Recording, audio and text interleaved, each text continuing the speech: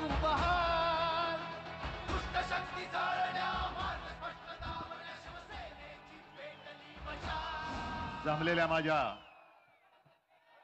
तमाम देशभक्त बांधवांनो, भगिनींनो आणि मातांनो, मी नेहमी माझ्या भाषणाची सुरुवात जमलेल्या माझ्या तमाम हिंदू बांधवांनो, भगिनींनो आणि मातांनो अशी करतो. पण ही देशाची निवडणूक आहे आणि देश वाचवायचा आहे, म्हणून मी देशभक्त बांधवांनो, भगिनींनो आणि मातांनो अशी केली. आता काही जण त्याच्यावरनं टीका करतायत. बघा, यांच्या भाषणाच्या सुरुवातीतला हिंदू शब्द गेला. अरे काय हिंदू देशभक्त नाही असं तुम्हाला म्हणायचंय काय? हे सगळे देशभक्त आहेत माझे, आणि हे देशभक्तच मोदींची हुकुमशाही गाडून टाकणार आहेत. विषय अनेक आहेत, किती विषयावरती किती बोलायचं, पण काही गोष्टी आवर्जून बोलणं भाग आहे. जो उल्लेख संजय राऊत आपण केलात, आज आपले मोदीजी सुद्धा नाशिकमध्ये होते.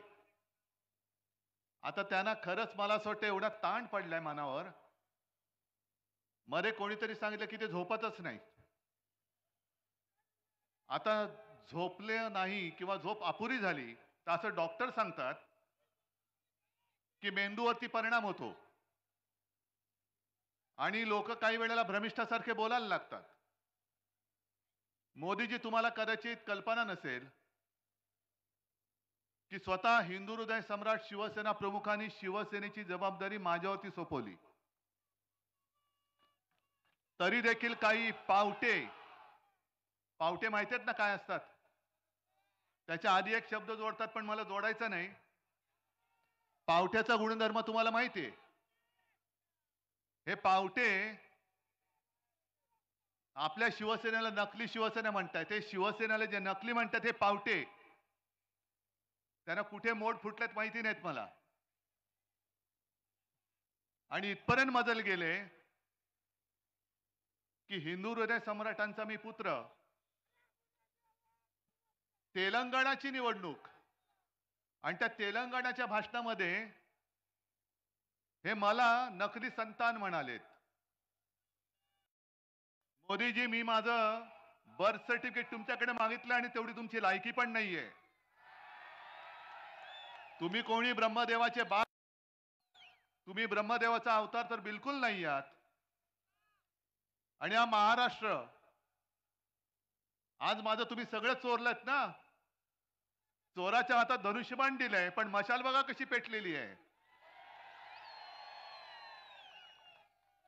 मग त्यांना प्रश्न असा पडलाय की संपूर्णपणे देशाची फौज मोदींकडे आहे. भाजपची सगळी तीनपाटापासून मोठी भांडी कुंडी वाजणारी ही त्यांच्याकडे आहेत. तरी सुद्धा उद्धव ठाकरे ते घाबरतात, कारण तुमच्या रूपाने माझ्या भोवती जे एक शिवसेना प्रमुखांचे आणि माझ्या माचं जे आशीर्वादाचं कवच आहे, हे मोदी, तुम्ही काय तुमच्या कित्येक पिढ्या राजकारणात, मी बोलतो, मी वैयक्तिक कोणाचं काढत नाही, कारण राजकारणामध्ये भाजपला पोरच होत नाहीत. आणि म्हणून त्यांना सगळी नकली संतानं म्हणजे आपल्याकडचे सुद्धा गद्दार मांडीवरती घ्यावे लागलेत. सगळे म्हणजे एका बाजूला भ्रष्टाचाराचे आरोप करायचे. 70,000 कोटीचा उपमुख्यमंत्री, तर मुख्यमंत्री कितीचा असेल? हे सगळे नकली संतानं तुम्ही, कारण तुम्हाला मोदीजी राजकारणामध्ये पोरच होत नाही. आणि म्हणून आणखीन एक त्यांनी एक नकली संतान मांडीवरती घेतलं, ते तर फारच निघालं वाह्यात. प्रफुल्ल पटेल. आज मोदीजी आले होते, माझ्या समोर सगळे बसलेत, गांधी टोपी घातलेले शेतकरी दादा आहेत बहुतेक, हो ना रे? मी काल महाराजांचा जिरेटोप, आज माझ्या शेतकऱ्याची गांधी टोपी. रोज टोप्या बदलणारा माणूस हा देशाचा पंतप्रधान पाहिजे तुम्हाला? आणि प्रफुल्ल पटेलना सांगतोय की पटेल, तुम्ही वाटेल त्याच्या डोक्यात माझ्या महाराजांचा जिरेटोप घालू नका. जरी तुम्ही प्रफुल्ल पटेल असलात तरी महाराष्ट्र तुम्हाला आपटेल. आणि कोणाच्या डोक्यावरती ठेवता तुम्ही? मोदींच्या? काय पात्रता काय त्यांची माझ्या महाराजांच्या बरोबरी करायची? कुठे आहे त्यांची जरा तरी पात्रता आहे? जे आमचे छत्रपती शिवाजी महाराज ज्यांना आम्ही दैवत मानतो, त्यांचं राज्य कसं चालत होतं? कोणी महिलेवरती अत्याचार केला तर जिथल्या तिथे त्याचे हातपाय तोडायचे. मग तो रांजाचा पाटील असेल नंतर आणखीन कोणी असेल. आणि मोदी काय करतायत? एक तर मणिपूरमध्ये महिलांची कशी धिंड निघाली तुम्हाला माहितीये? तिकडे जातच नाही, जायची हिंमत नाही ना मोदींची ना त्या शहांची. म्हणजे जिथे माझे शिवाजी महाराज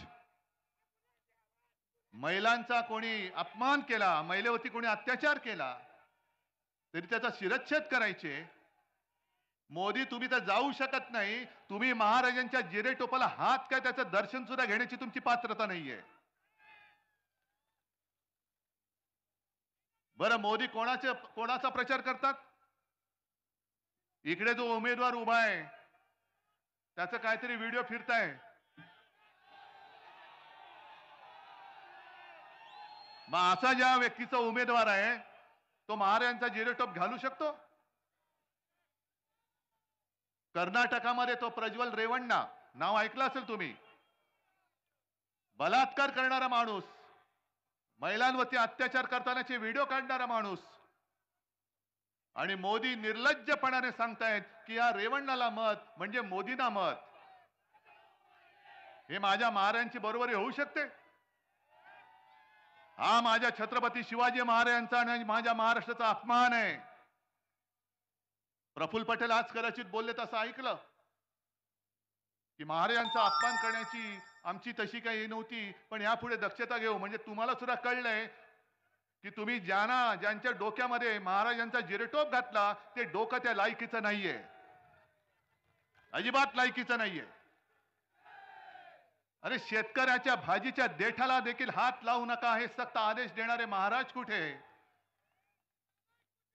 आणि नाशिक मध्ये येऊन कांदा उत्पादक शेतकऱ्यांना अडकून ठेवणाऱ्यांचे नतद्रष्ट सरकार कुठे? आज इकडे कांदा उत्पादक शेतकरी आलेत का रे?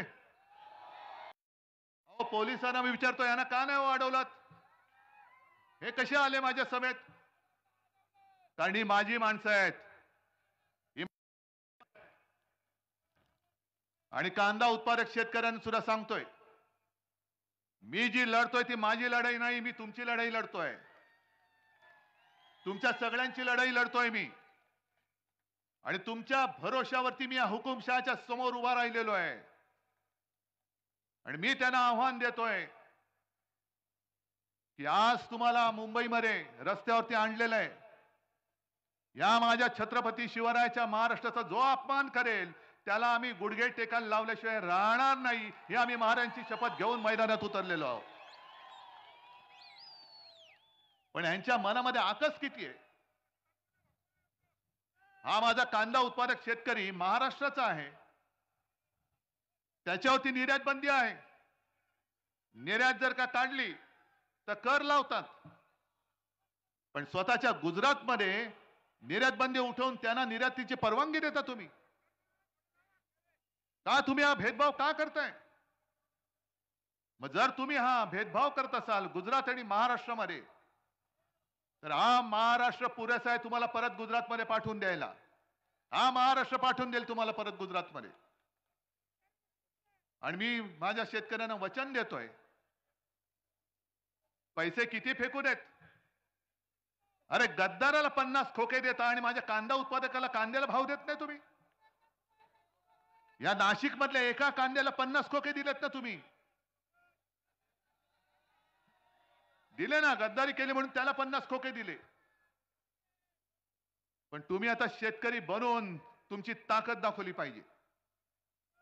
मी तुम्हाला वचन देतो, आपल्या इंडिया आघाडीचं सरकार आल्यानंतर तुमचा हिताचा निर्णय मी घेतल्याशिवाय राहणार नाही, माझं तुम्हाला वचन आहे. नाहीतर सरकार कोणाचं आहे? मोदी जे काय फिरतात शहनशाह सारखा आणि आमच्यावरती टीका करतात. मी कालच्या सभेत सुद्धा बोललोय, त्यांच्याकडे रेकॉर्ड तीच आहे. जसं पूर्वी ते ग्रामोफोन मध्ये रेकॉर्ड अडकायची तशी मोदींची पिन अडकले, रेकॉर्ड पुढेच सरकत नाही. घराणेशाही घराणेशाही घराणेशाही. उद्धव ठाकरे आदित्य ठाकरेला मुख्यमंत्री करण्यासाठी लढतोय. शरद पवार सुप्रिया सुळेला मुख्यमंत्री करण्यासाठी लढतायत. अहो निदान आम्ही आमच्या मुलांसाठी लढतोय आणि मुख्यमंत्री करायचं नाही ते जनता ठरवेल.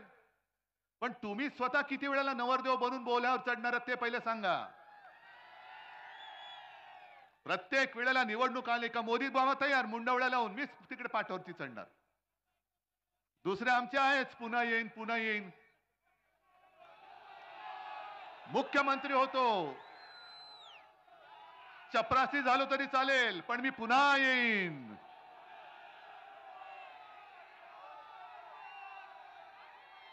मग हे तुम्हाला पटतंय? मग आमच्याकडे तुम्ही बोट दाखवता काय आम्ही घराणेशाही केली. आणि मला तर मोदींना मी आज जाहीर आव्हानच देतोय, परत देतोय. मोदी तुम्ही वंशावळ घेऊन या. गेल्या 7 पिढ्यांची मी माझी घेऊन येतो. माझे वडील कोण, माझे आजोबा कोण, आजोबांचे वडील कोण, त्यांचे वडील कोण, त्यांनी काय काय महाराष्ट्रासाठी केले, मी काय करतोय, माझा मुलगा काय करतोय. मोदीजी तुम्ही तुमची वंशावळ घेऊन या आणि दाखवा, एकदा खरी काहीतरी दाखवा. नकली डिग्री सारखी नकली वंशावळ घेऊन येऊ नका.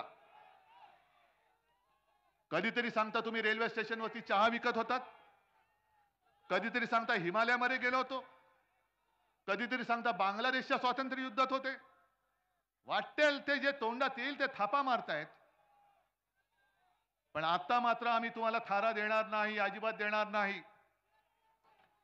कारण गेल्या 2 वेळेला 14 आणि 19ला आमचीच चूक होती आणि मी त्याच्यासाठी पूर्ण महाराष्ट्राची माफी मागतोय, तुमची सुद्धा मागतो. कारण 19 साली आणि 14 साली मीच आलो होतो मोदींना मत द्या सांगायला. ही मोठी चूक झाली. कारण ह्यांच्या मनामध्ये जे विष आहे, हे विष आता बाहेर पडलेलं आहे. ज्या पद्धतीने त्यांनी माझा घात करण्याचा प्रयत्न केला, सोन्यासारखी माझी शिवसेना, छत्रपतींचा पवित्र भगवा, मोदी तुम्ही त्या भगव्याला कलंक लावलेला, गद्दारीचा कलंक लावलेला आहे. आणि याचा पुरावा या मिंद्यांनीच दिलेला आहे. गेल्या आठवड्यामध्ये मिंद्यांनी त्यांच्या कार्यकर्त्यांसमोर बोलताना सांगितलं, मिंद्यांनी सांगितलं की मी करेक्ट कार्यक्रम केला. आणि मग मोदी आणि शहाना सांगितलं मी माझं काम केलंय, आता पुढचं काम तुम्ही करा.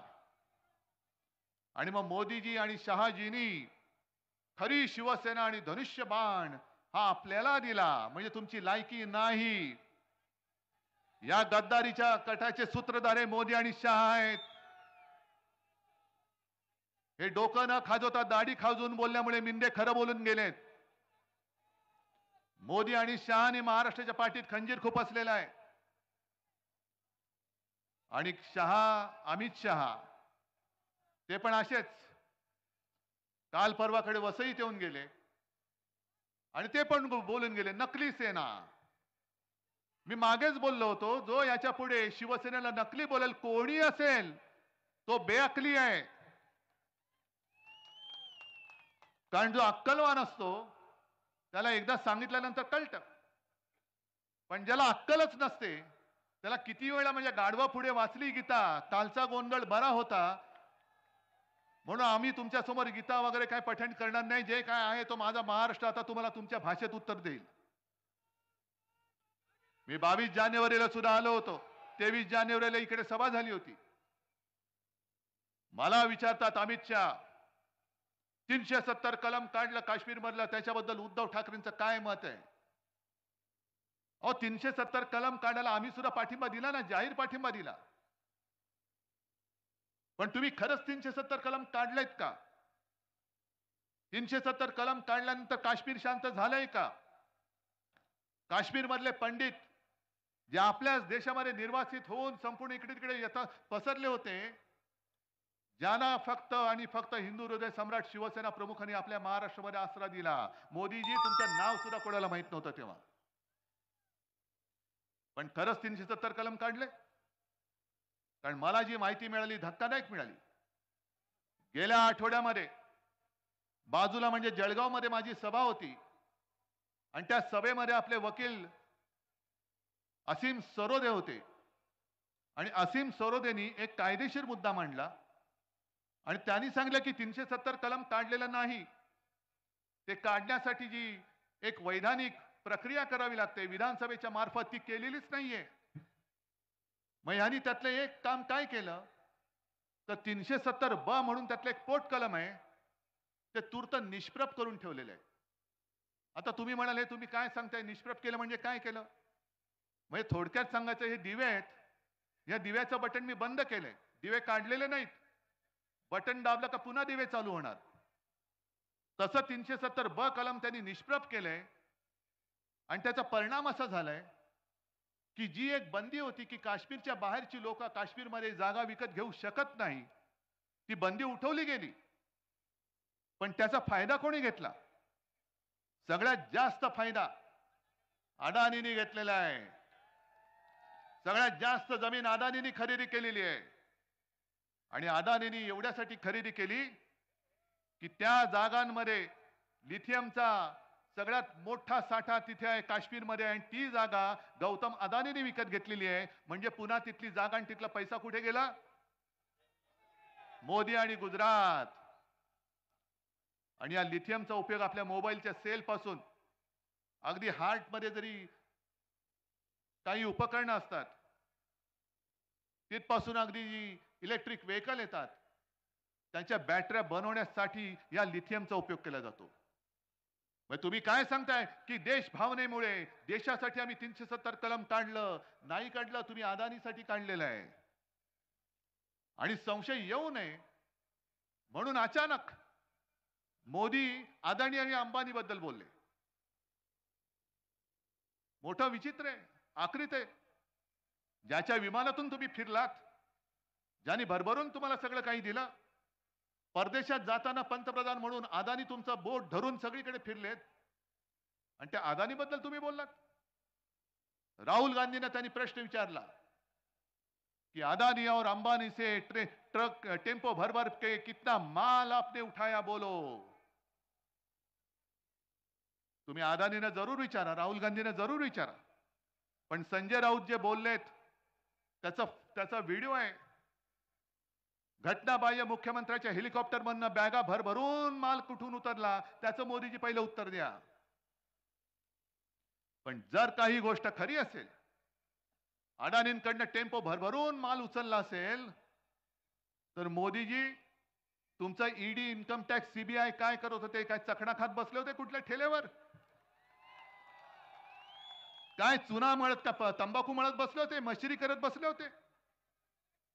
आणि तरी देखील जर का टेम्पो भरून माल गेला असेल तर याचा अर्थ तुम्ही ती काय नोटबंदी केली होती, काळा धन नष्ट करण्यासाठी अचानक 8 वाजता आले आणि सांगितलं भाई और बहनो, तुमच्याकडे ज्या आज खिशामध्ये नोटा आहेत त्या आज रात्री 12 पासून ते फक्त कागदाचे तुकडे राहतील, त्याचं महत्व आम्ही काढून टाकलेलं आहे.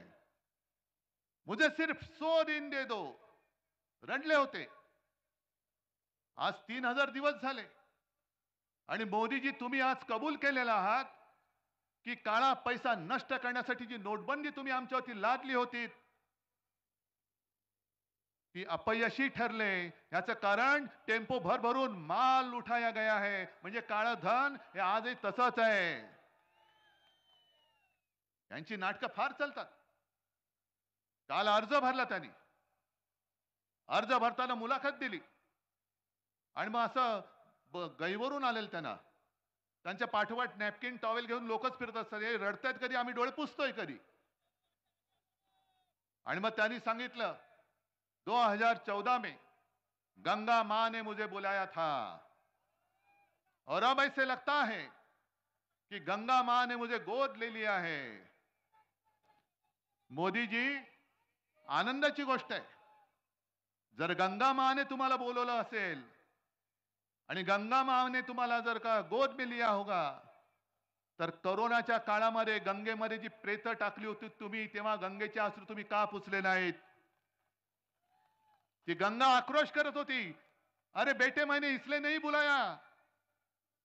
पण तिकडे चिता पेटत होत्या.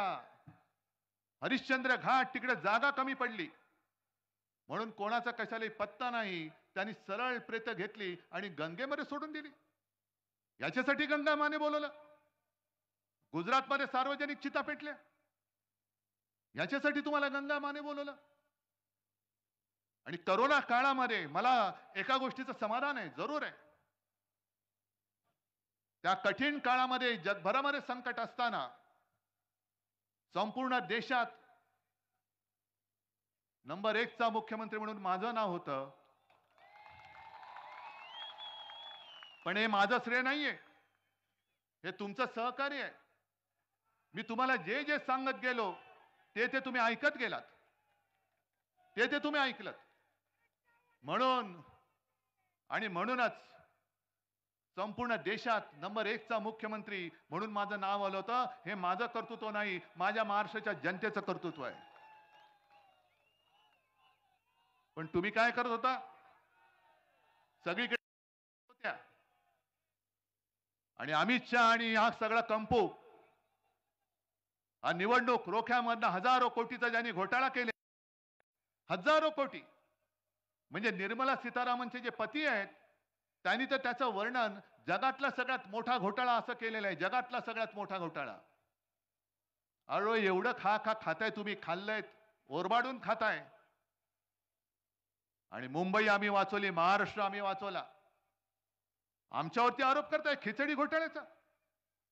काढा ना तुमचा घोटाळा काढा, आणि आम्ही काही घोटाळा केला असेल ते सुद्धा एकदा होऊन जाऊ द्या, उघड होऊन द्या. माझी तयारी आहे. आव्हान मी घेतोय तुम्हाला. तुम्ही किती खाल्लेत आणि मी काय खाल्ले असेल तर मी किती खाल्ले, होऊ द्या तुम्ही. पण निवडणूक रोख्यांचा तुमच्याकडे काही उपाय नाही, काही उत्तर नाहीये. 10,000 कोटी सगळ्यात मोठा घोटाळा तो पचवता तुम्ही, आणि पचल्याचं वाटतं तुम्हाला. करोना काळामध्ये सुद्धा पीएम केअर फंड, पीएम म्हणजे काय, त्याचं फुल फॉर्म काय? काय उगाच काहीतरी नाव, दुसरी काय अक्षर नव्हती म्हणून पीएम केअर केलं तुम्ही? त्याची चौकशी नाही. लाखो कोटी, मला वाटतं एकट्या टाटा समूहाने 1500 कोटी रुपयाचा चेक पहिला त्याने दिला होता. 1500 कोटी. असे हजारो कोटी तुम्ही जमवले. इथले सुद्धा तुमचे जे आहेत भाजपवाले, भाकड जनता पक्षवाले, यांनी सुद्धा महाराष्ट्र सरकारला पैसे नाही दिले, तुमच्या पीएम केअर फंडाला पैसे दिले. पण त्याचा हिशोब कोणी मागायचा नाही. मग मोदीजी तुम्ही 4 तारखेनंतर तर पंतप्रधान नाहीच आहात. जसं तुम्ही जाहीर केलं होतं नोटबंदी, की आज रात्री 12 नंतर तुमच्याकडच्या नोटा या कागदाच्या तुकडे राहतील, तसं मोदीजी महाराष्ट्र जाहीर करतोय की 4 जून पासून तुम्ही फक्त नरेंद्र मोदी असाल, तुम्ही पंतप्रधान नसाल. तुम्ही पंतप्रधान नसाल. आणि तुम्ही पंतप्रधान नसल्यानंतर मग पीएम केअर फंड कोण हाताळणार ते पहिले सांगा. अरविंद केजरीवालनी एक चांगला मुद्दा उपस्थित केलाय, आणि मला खरंच काळजी आहे, भाजपची काळजी आहे. कारण कोणी एकेकाळी तो आपल्या सोबती होता. मोदीजींनीच जाहीर केलेलं की 75 वर्षानंतर कोणी राजकारणात राहता कामा नये. मोदीजी, मला भाजपची चिंता का वाटते? कारण तुम्ही पंतप्रधान तर आता होतच नाही आहात, पण आणखीन 2 वर्षानंतर जेव्हा तुम्ही झोळी लटकावून निघून जाल, तेव्हा तुमच्या भाजपवाल्यांची काय हालत होईल? म्हणजे तुम्ही आज जे बोललात की नकली सेना आणि राष्ट्रवादी, नकली राष्ट्रवादी ही काँग्रेसमध्ये विलीन होईल. अहो 30 वर्ष तुमच्या सोबत राहून, तुमच्याकडनं दगाफटका खाऊन सुद्धा जो भाजपमध्ये आम्ही नाही गेलो, तर काँग्रेसमध्ये कसे जाणार?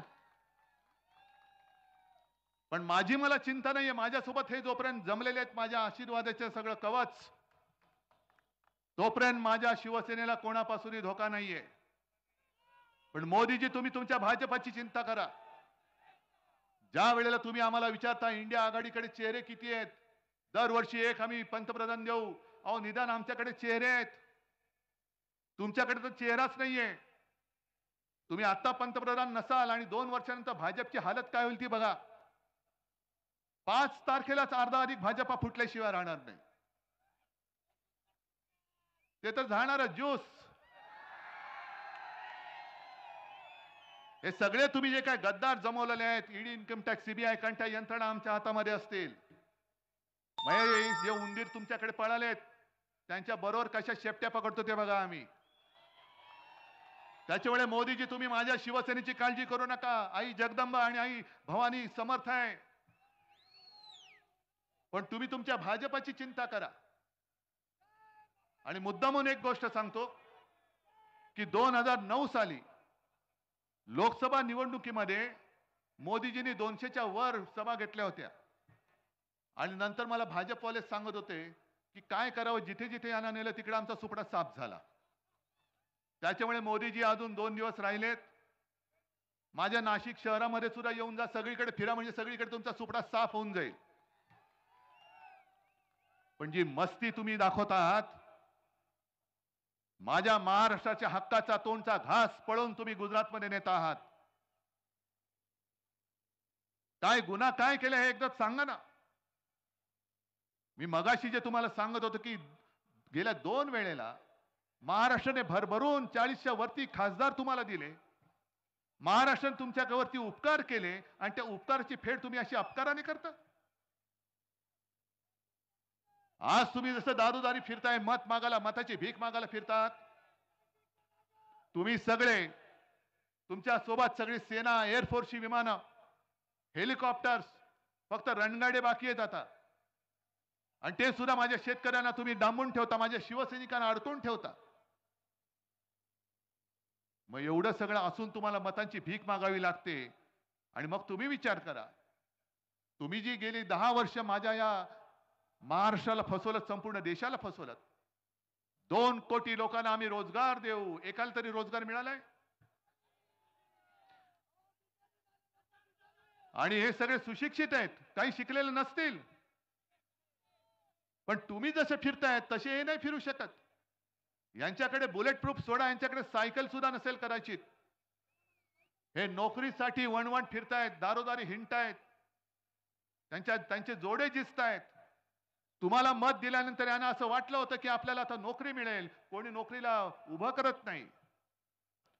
उलट तुमचे जे काही सगळे गुजराती नाही, पण काही मोजके जे शेफारलेले आहेत, ते सरळ जाहिरातीत सांगतात मराठी माणसाला इकडे प्रवेश नाही. ही मस्ती महाराष्ट्राने सहन करायची? या सगळ्या दमदाट्या आम्ही आमच्या घरामध्ये सहन करायच्या? अरे घेऊन जा ना, जसे आमचे उद्योग नेले तसे मस्तवाल जे तुमचे आहेत चमचे, त्यांना सुद्धा घेऊन जा तिकडे.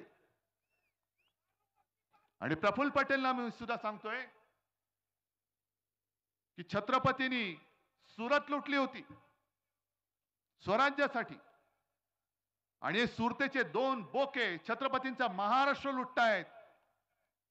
आम्ही तर त्यांना मत काही किंमत पण देत नाही. पण प्रफुल्ल पटेल, तुम्हाला महाराजांचा इतिहास शिकावा लागेल. आणि मोदीजींना सांगतोय की तुम्ही बाळासाहेब बाळासाहेब बोलताय, एक तर तुम्ही हिंदू हृदय सम्राट बोलायला शिका. कारण या देशात एकमेव हिंदू हृदय सम्राट झाले ते म्हणजे आपले शिवसेना प्रमुख बाळासाहेब ठाकरे. हे तुमच्यासारखे नकली विश्वगुरू नव्हते, तुमच्यासारखे नकली डिग्री घेऊन फिरणारे नव्हते. पण जो मी शिवसेनेचा वचननामा दिलेला आहे, त्या वचननाम्यामध्ये मी जी काही वचनं दिलेत, त्यातलं पहिलं वचन मी शिवरायाची शपथ घेऊन सांगतो की इंडिया आघाडीचं सरकार देशात आल्यानंतर या 2 लुटारूंनी जो माझा महाराष्ट्राचं वैभव लुटलेलं आहे, ते वैभव मी माझ्या महाराष्ट्राला पुन्हा प्राप्त करून दिल्याशिवाय राहणार नाही. शेतकऱ्यांना सुद्धा सांगतोय, कारण मी करून दाखवलेलं आहे. मी हवेत गोष्टी करत नाही. मी मुख्यमंत्री होतो तेव्हा पहिल्या अधिवेशनामध्ये माझ्या शेतकरी दादाला 2 लाखापर्यंत पीक कर्ज मी मुक्त करून दाखवलेलं आहे. आणि 5 वर्ष जर का मला मिळाली असती तर कदाचित या शेवटच्या वर्षी सुद्धा मी शेतकऱ्याला कर्जमुक्त केलं असतं. पण शेतकऱ्यांनो, तुम्हाला तुमचा हमी भाव काढा ना. तुम्ही महाराष्ट्रामध्ये इतरत्र सगळीकडे विचारा, कुठे कुठे जे जे पीक येतं, कापूस येतो, सोयाबीन येतं, तूर असेल, आणखीन काय असेल. महाविकास आघाडीच्या वेळेला काय भाव मिळत होता आणि आज किती मिळतोय काढा तुम्ही. अरे सारी महानंदा डेअरी आपली ती यांनी गुजरातच्या घशात घातली. हे लाचार हे बाळासाहेबांचे विचार. सगळे जे काही आहे महाराष्ट्राचं ते देऊन टाक गुजरातला, पण यांची चाकरी करत राहा. हे शेळपट नेबळट हे बाळासाहेबांचे विचार पुढे नेऊ नाही शकत. डेअरी दिली ती दिलेच, वरती 250 कोटी रुपये दिले. अंगणवाडी सेविकांच्या मानधनामध्ये काही वाढ नाहीये. 74,000 आशा सेविका यांना गेल्या 3-4 महिन्यापासून मानधन मिळत नाही, कारण केंद्राचा हिस्सा मिळत नाहीये. मोफत उपचारासाठी जे काही दवाखाने उघडले होते, होतात मोफत उपचार. मग काय नोकरी मिळत नाहीये, शेतकऱ्याला हमी भाव मिळत नाहीये, पीक विमा मिळत नाहीये, शिक्षण मिळत नाहीये, आरोग्याची सुविधा नाहीये, जनधन योजना. बरं ती आणखीन एक काहीतरी योजना आहे, प्रधानमंत्री सन्मान योजना. शेतकऱ्याच्या खात्यात 6,000 रुपये देणार. मिळाले असतील तुम्हाला, मिळालेत ना? नाही काही जणांना मिळालेत, पण ज्यांना मिळालेत त्या एका शेतकऱ्याचं बोलकं आहे, प्रतिक्रिया बोलकी आहे. त्याला विचारलं की तुम्हाला 6,000 मिळाले का? हो मिळाले. मग आता भाजपला मत देणार का? मोदी सरकारला देणार का? तुला का म्हणून देऊ? आम्ही खत घेतो, त्या खतावरती 18% जीएसटी, आता थोडी कमी केले वाटतं. बी बियाण्यावरती जीएसटी, कीटकनाशकावरती जीएसटी, ट्रॅक्टरचं जे कर्ज आहे त्याच्यावरती व्याजदर जास्त आहे आणि गाड्यांवरचं व्याजदर कमी आहे. म्हणजे शेततळ्यावरचं प्लास्टिक आहे त्याच्यावरती जीएसटी, कृषी पंप घेतला जीएसटी. मग हा एवढा सगळा हजारो रुपये तुम्ही घ्यायचे आणि आम्हाला 6,000 रुपये वर्षाला भीक म्हणून देताय, द्यायचं मत? म्हणजे तुम्हाला पिळून काढायचं, लुटायचं आणि वरती सांगायचं 6,000 रुपये देतो. पण घेतात किती? समजा 1 लाखाचं खत तुम्हाला लागत असेल, त्याच्यावरती 18% होते, 18,000 गेले आणि वरती दिले 6,000, म्हणजे 12,000 खतातच गेले. म्हणून मी तुम्हाला वचन देतोय, जे जे तुम्हाला उपकरणं, बी बियाणं, कीटकनाशक लागेल, इंडिया आघाडीचं सरकार केंद्रात आल्यानंतर तुमच्या सगळ्या याच्यावर मी जीएसटी रद्द केल्याशिवाय राहणार नाही. इकडे व्यापारी सुद्धा असतील गुजराती. आमची तुमची काही दुश्मनी नाहीये. आमची दुश्मनी महाराष्ट्राच्या लुटारूंशी आहे, तुमच्याशी नाहीये. आणि इंडिया आघाडीचं सरकार आल्यानंतर जे गुजरातच्या हक्काचं असेल ते आम्ही जरूर देऊ, पण महाराष्ट्राचं ओरबाडून तुम्ही नेणार असाल तर तो तुमचा महायुतीचा महाराष्ट्र ओरबाडणारा हात आम्ही इथले इथे कापून टाकल्याशिवाय राहणार नाही. हे व्यापारी सुद्धा आज पिडले जात आहेत. जीएसटी मध्ये जरा इकडे तिकडे कुठे काय झालं की लगेच उचलतात आणि टाकून देतात तुरुंगात. काही जणांना नोटीस देतात आणि मग काय चंदा दो आणि धंदा लो. जे निवडणूक रोख्यांच्या बाबतीत केलं, अनेक अशा कंपन्या ज्यांच्यावरती धाडी टाकल्या आणि त्यांनी निवडणूक रोखे दिल्यानंतर क्लीन चिट, जसं अजितदादाला केलं, अशोक चव्हाणांना केलं, सगळ्यांनाच करतायत. म्हणजे मोदी गॅरंटी काय आहे कि आप भ्रष्टाचार करो और भाजपा में आ जाओ, क्लीन चिट मेरी गॅरंटी आहे. आणि मी काही जणांना बोलतोय सभेमध्ये, लोकांना पटतंय. म्हणजे यांचे जे काही चेले चपाटे आहेत, हे पूर्वी किंवा आता सुद्धा आपल्याकडे गल्लीबोळामध्ये घंटा गाडी येते ना, कचरा क्लीन करायला येते की नाही? कचरा गाडी येते ना, कचरा करायला, गोळा करायला. तशी भाजपची गाडी फिरते. कोण भ्रष्टाचारी आहेत घ्या इकडे, घ्या. मग सगळे एकत्र करून घेऊन जातात. मग त्यांना विचारतात, हा क्या है बोलो, इसका कितना घोटाला है?